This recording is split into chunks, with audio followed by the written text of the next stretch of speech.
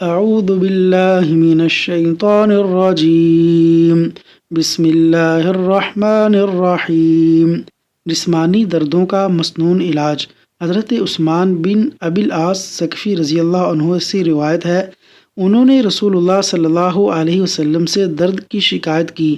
یہ درد وہ اپنے جسم میں اسلام لانے کے وقت سے محسوس کر رہے تھے، تو رسول اللہ صلی اللہ علیہ وسلم نے ان سے فرمایا، اپنا ہاتھ اس جگہ رکھو جہاں تم اپنے جسم سے درد محسوس کرتے ہو، اور 3 مرتبہ بسم اللہ کہو، اور پھر 7 مرتبہ یہ دعا پڑھو، اعوذ باللہ وقدرتہ، اعوذ باللہ وقدرتہ من شر ما اجد واحاذر۔ صحیح مسلم حدیث نمبر 2202۔ اللہ تبارک و تعالی اس وظیفے پر عمل پیرا ہونے کی توفیق عطا فرمائے، آمین۔